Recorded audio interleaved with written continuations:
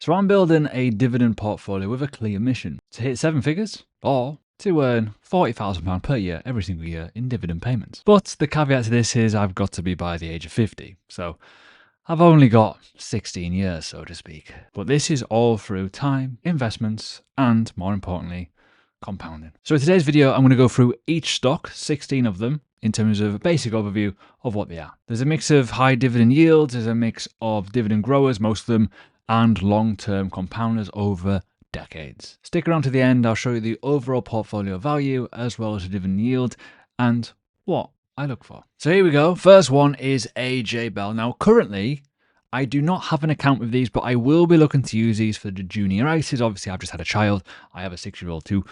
We need to get stuff sorted. So I think maybe this platform is good. The reason why I have it is because it's one of the fastest growing platforms in the UK currently.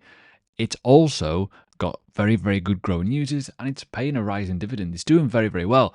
And you can do pretty much everything on here from your investments, your pensions, ISAs, share dealings if you want to, and not to mention cash savings. So there's a mixture of everything, but as I say, I will be doing videos in the future regarding ISAs for juniors and stuff like that, and different type of variables around this, showcasing it, so to speak. So I can show you that as I go through. But I have done a video, and it is in the description below, about other ISAs such as the stocks and shares ISA and the cash ISA and what the difference is between them.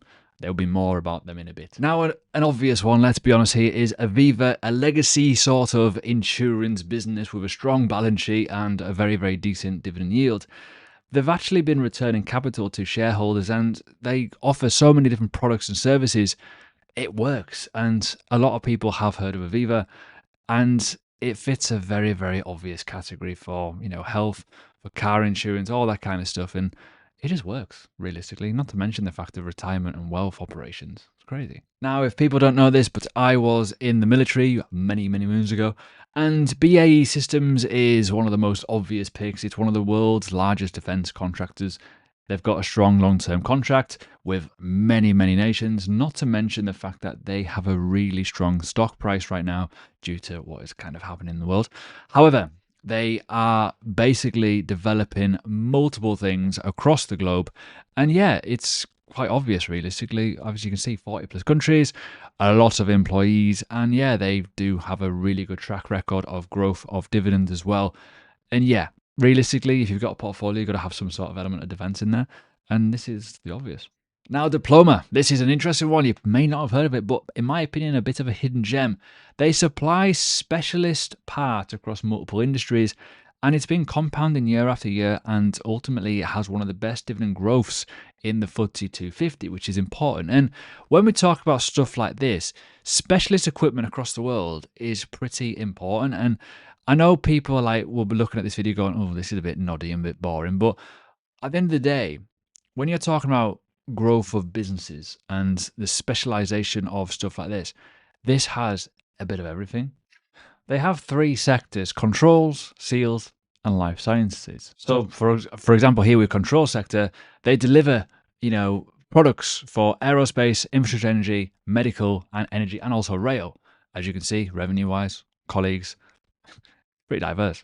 You've also got the seal sector, which actually goes through a lot of things, as you can imagine. And you've also got life sciences, such as food and beverage, medical, medtech, scientific stuff. There's a lot here. Now, if you're in the UK, everyone loves a sausage roll, let's be honest here. And Greggs is kind of just an obvious one, really. It's doing a really good growth story. They're expanded into many, many different things. They've got many, many stores. They're doing evening menus now, click and collect, and they also do special dividend payments. They're doing relatively good. They're still expanding. And when you think about the cost element of life, Greggs is still not bad, realistically. So yeah, Greggs. Now, if you've not heard of a company called Unilever, you may need to kind of figure out your life, because these are a global consumer staples machine. Let's be honest. You'll find all these brands everywhere. Dove, for example, Hellmann's mayonnaise, Ben & Jerry's. They're in every single supermarket. They're all over the place. And that's the thing. In terms of the brands that they have, even if I just go on beauty, right? There's a lot. Vaseline, for example, as they say, Dove, Sunsilk. I don't really have to go any further, do I? They have everything. Now, this one is a little bit left field, but they provide data, basically scientific data to scientists, lawyers, businesses. Very high margin and fantastic dividend growth track record. It's called Relax, basically. And it's a global provider, as I say, of information and analytics, decision making for professionals and businesses. The thing is, a lot of the world is data driven, right? Realistically, it is now. And you can see even here AI stuff and all kinds of stuff. And this is a situation we find ourselves in life where data for, like, obviously medical records, scientific stuff, legal, even the basic stuff of life. And it's huge. And this is one of the big ones in the game. And their dividend track record is really, really good. They are a massive company. As you can see here, $72.2 billion market capitalization in pounds. That's ridiculous. So in terms of a data-driven company. So yeah, it's pretty big. But as I say, 180 plus companies, 36,000 employees, deep understanding of everything. Let's be honest, it's massive. So yeah, not the greatest website in the world, but really good business. Now this one is a little bit more niche, but it's called Spirax Group. Long story short, they do steam systems and thermal controls, quietly leading in what they do realistically versus other companies.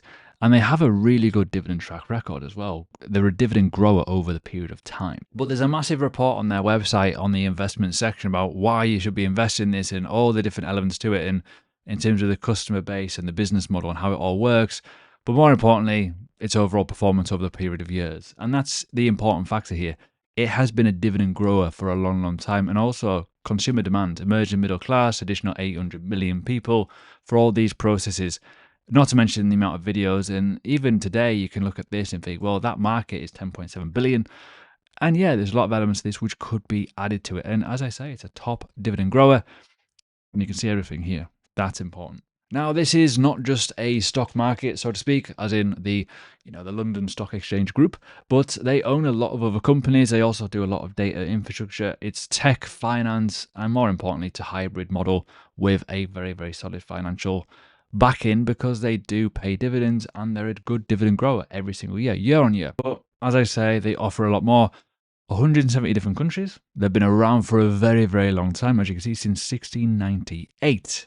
Which is crazy when you think about it. Not to mention a team of over 26,000 different employees. Now, again, another defensive utility, you could argue, literally keeps the lights on. Not the biggest grower in the world, but a very, very stable situation here. Income, which is what you want. Essential to the UK world, right? So the national grid is actually operating in the UK and the US, delivering electric and gas safely and reliable. It's an obvious one, and when we talk about the world of investing, you've got to remember what's the obvious in the room here. And this is one of them. And just to give you an idea of how well the National Grid is actually doing, most of its results have been pretty good over the course of, operating profit, underlying operational profit, the dividend share going up 3% year on year as well. So there's a lot of elements here, which is quite good to look at. But as I say, a lot of it is in the UK, but you've also got international and the US. Now, this is another company you may not have heard of. It's called Halma, and they own a lot of small safety and health tech companies, and it's raised its dividends for over 40 years now. But as I say, they own a lot of public safety, fire safety, worker safety, and infrastructure asset safety companies. As you can see here, you've probably heard of a few of these or seen some of their logos around. Yeah, it's pretty big. But as I say before, they've raised their dividends year on year, and the revenue's gone up. Their dividend total share has gone up. And not to mention the return on total capital investment has also gone up. But they've also had more acquisitions. There's a lot of stuff happening. Increased R&D spending as well.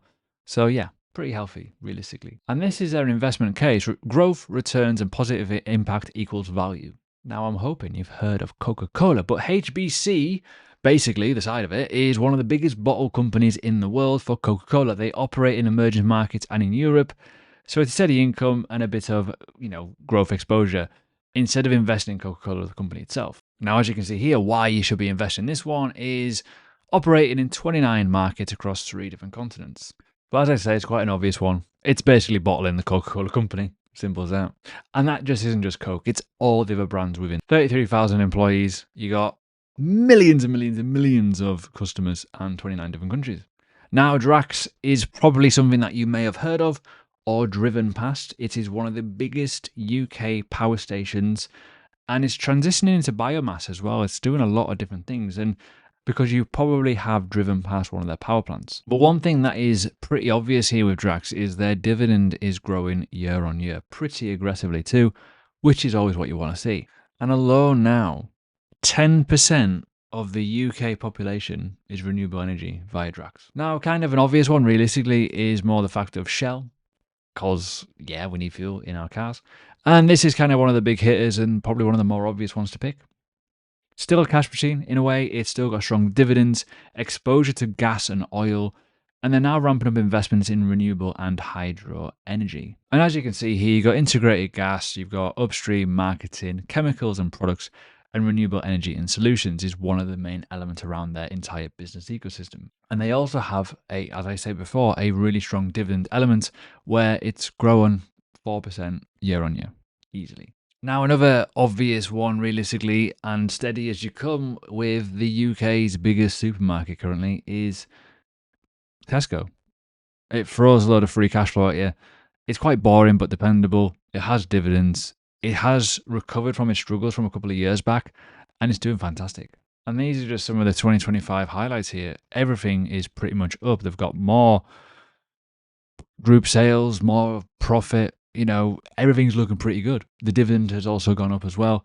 And yeah, the debt has also decreased, which is quite nice. And the last one is called Bunzl. They have struggled recently with the tariff news, but they are seem to be recovering.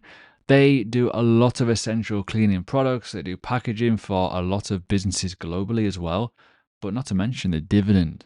It's growing year on year over 30 years. And you can see here it's a strong return for overall shareholders and profitable organic growth, operating model improvements and acquisition growth. The situation is they struggled with the tariffs, but that's fine. But ultimately, they're not going to go anywhere. 220 acquisitions of companies and stuff like that. You've got a lot of self-funded commitment acquisitions of 6 billion, not to mention 14.8% return on capital invested. And as you can see here, they want to reinvest, they want to do acquisitions, they want to pay off their dividend, pay out their dividends, and get a cash flow. You can see here the dividends have grown every year for 32 years with a CAGR of 9.5%. That's pretty damn good. And this is also what their balance sheets and dividend shares and revenues look like. It's crazy. So there you go. That's a full list of everything that I currently have. And as I say, and as I promised, I will showcase the entire portfolio in terms of value. But I want to say this, I'm not a financial advisor. This is all experience only. I am putting profits from, say, cryptocurrency or salaries, whatever, into this market, and I fully understand the risk. So please, guys, do your own research. Don't just copy me. And here is the actual full portfolio in its full glory. So this is currently what I've got invested right now, and it's not loads because I've only just started my ISA a couple of years ago, and I am looking to aggressively add more capital to this. Now the situation is, you can see the passive income here, which is not too bad considering, and the size of it, not to mention the profit, it's okay considering. It's not like cryptocurrency gains, it's more of a slow burner. It's a diversification of profit into this market, and eventually, as I say, over time, build and build and build, because that's the whole situation. If we have a little look at the dividend side of it, as I say, you can see quite clearly the diversification of it. You can see the dividend yield, not to mention, the overall situation around the yield on cost, which will be important as the dividend, you hold and grow over a period of time. This platform here also has a safety rating in terms of, are they reliable, are they safe, or are they okay or unreliable, realistically. And I always go for strong compounding stocks, which are quite boring, but ultimately will grow. I will do further videos, so please do subscribe and like the video, and I will showcase my methodology and what I look for. But as I said at the start of the video, I am on track currently with this yield, with this growth, and the amount of contributions each month. In 18 years' time, I could be earning around £37,000 or £40,000 in profit in dividends, which is pretty scary. But also in 2043, that could also be a 7-figure portfolio if you're adding 20 grand every single year, and also dividends reinvested on top of that. But as I say, you can probably spot a theme in that middle column of dividend growth. Nice and green. So let me know in the comments if you hold any of these stocks, and let me know if you want me to do a deep dive on any of them, and also what sort of investment updates would you like to see on the channel.